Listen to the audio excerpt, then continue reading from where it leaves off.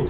Nandito tayo ngayon sa 217 Bonifacio Residences at gagawa na naman tayo ng panibagong hotel room tour. Kaya huwag na natin patagalin pa. Tara, samahan niyo ako!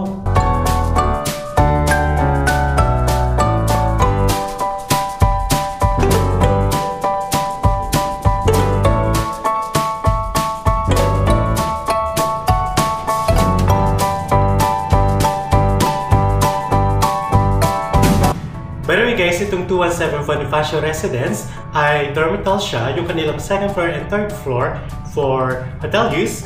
Yung kanilang 4th floor and 5th floor ay para naman sa dormitory. Sobrang lapit din nga pala sa SM Baguio, sa Session Road, lalong-lalo na sa Baguio Cathedral. Pwedeng-pwede nyo yung lakarin. At kaya-kaya naman natin, kanina nilakad natin pupunta dito mula Joy Bus Terminal. Pero guys, marami nang dumadaan dito ng mga modern jeepney or minibus at sobrang dami rin ng mga taxi. Kung pupunta kayo SM, mayroong dumadaan dito for only 15 pesos lang yung pamasahe. At kung magta-taxi naman kayo mula dito hanggang SM Baguio or vice versa, ay nasa 41 pesos lang. And by the way guys, ang ginawa lang pala natin ay yung kanilang solo room for only 1,400 pesos kapag weekdays, 1,600 pesos naman kapag weekends. So, ilalagay ko na lang dito yung mga iba pang mga hotel room rates sila. And if ever magpapabook naman kayo ng inyong bus ticket, pwede na rin kayo magpabook via Klook app at gamitin nyo lang aking Klook promo code, JUDEKLOOK, para makakuha pa kayo ng additional na discount. And pinabook pala natin to sa kanilang Facebook page, 217 Bonifacio Residences, at sobrang bilis nilang mag-reply. Ang kinaganda dito ay yung kanilang payment ay pay at the hotel. Okay? Alright guys, so sa totoo lang talaga wala pa tayong tulog, kaya medyo nagmamadali tayo gumawa ng vlog natin at sobrang strict din nila sa kanilang standard check-in time na 2 PM. If ever naman mayroong available na rooms, I think mayroong charge for the early check-in from 7 AM to 1 PM.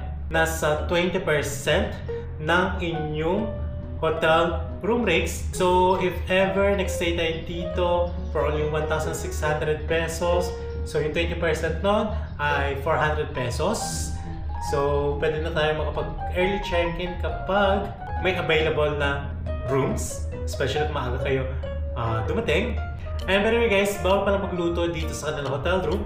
Pero meron silang mga common area na pwede kayong humiram ng microwave oven, oven toaster, and meron din silang water dispenser.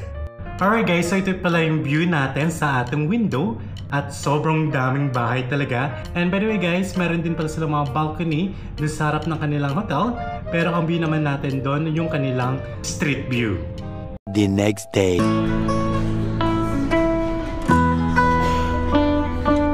Alright guys, so nandito na tayo ngayon sa kanilang Cafe Leche at ipapakita ko sa inyo yung pinili natin sa kanilang Filipino breakfast. So tara, kain na tayo!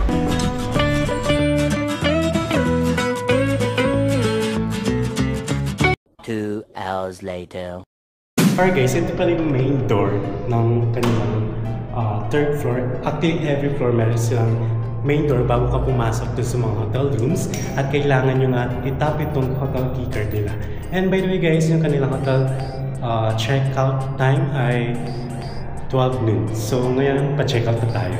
Alright guys, so dito lang tatapusin aking hotel room tour dito sa 217 Bonifacio Residences at lilipat naman tayo ngayon sa Tuscany Urban Stay na dating Eurotel Hotel dito sa Baguio City. And after naman natin doon, lilipat naman tayo sa 456 Hotel. At after natin sa 456 Hotel, babalik na naman tayo dito dahil susubukan naman natin yung kanilang triple room. At yung pinaka-last hotel na pupuntahan natin sa trip natin ito ay yung Lee Boutique Hotel. So check lang sa aking YouTube channel or YouTube playlist yung mga ginawa ko pa mga hotel room tours sa Baguio, sa Boracay, sa Cebu, sa Hong Kong at sa Metro Manila. Okay? So thanks for watching. Bye!